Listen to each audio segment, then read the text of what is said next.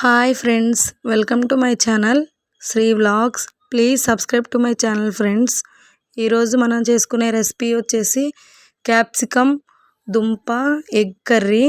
దానికి కావాల్సింది క్యాప్సికమ్, దుంప, టమాటో, ఆనియను, ఎగ్స్.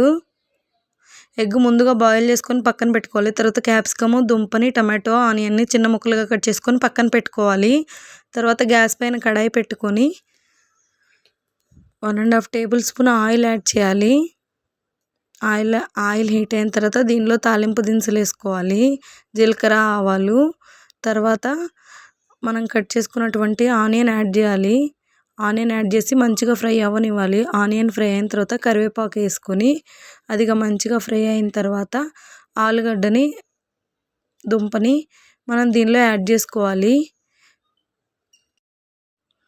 ఆలు కొంచెం టైం తీసుకునిద్ది ఉడకటానికి క్యాప్సికమ్ కంటే, అందుకే ముందు మనం ఆలుని వేసుకున్నాము. ఆలు 2 మినిట్స్ ఉడికిన తర్వాత దీనిలో మనం ముందుకు కట్ చేసి పెట్టుకున్నటువంటి క్యాప్సికాన్ని వేసుకొని, అదే సిమ్లా మిర్చి క్యాప్సికమ్ అంటారు, దీన్ని వేసుకొని మంచిగా తిప్పుకోవాలి. సాల్ట్ వేసుకొని కలుపుకొని మూత పెట్టి ఒక 2 మినిట్స్ మగ్గనివ్వాలి. తర్వాత మూత తీసి చూస్తే చూడండి ఆల్మోస్ట్ ఆల్ కుక్ అయిపోయి ఉంది క్యాప్సికమ్. ఇదే టైంలో మనం టమాటో యాడ్ చేసుకోవాలి. ముందుగా టమాటో కట్ చేసి పెట్టుకున్నాం కదా, ఈ ముక్కల్ని దీనిలో యాడ్ చేసుకోవాలి. యాడ్ చేసుకొని కలుపుకొని మూత పెట్టి 2 మినిట్స్ మగ్గనివ్వాలి. చూడండి మూత తీసి చూస్తే టమాటో మగ్గిపోయి ఉంటుంది. టమాటోల నుంచి వాటర్ వచ్చి ఈ కర్రీ మంచిగా ఉడికిపోయి ఉంటుంది. ఇదే టైంలో మనం పసుపు, కారం వేసుకొని మంచిగా కలుపుకోవాలి. ధనియాల పొడి కూడా యాడ్ చేసుకోవాలి. దీనిలో ఇంకేం స్పైసెస్ యాడ్ చేయ అవసరం లేదండి. ఈ కర్రీ అయితే చాలా అంటే చాలా టేస్టీగా ఉంటుంది. కొంచెం ధనియాల పొడి యాడ్ చేస్తే చాలు. దీనిలో పసుపు, కారం, ధనియాల పొడి. ఈ టైంలో మనం సాల్ట్ చూసుకొని తగ్గితే యాడ్ చేసుకోవచ్చు.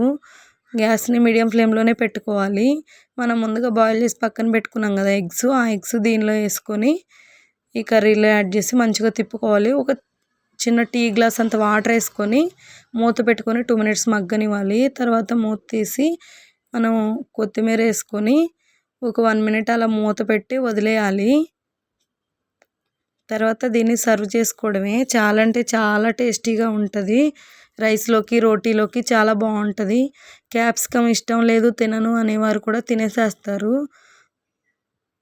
చాలా టేస్టీగా ఉంటుంది ఈ కర్రీ వచ్చేసి. చూడండి మూత తీసి చూస్తే మంచిగా దగ్గరికి ఉడికిపోయి ఉంది. ఇంకా మనం సర్వ్ చేసుకొని తినేసేయడమే.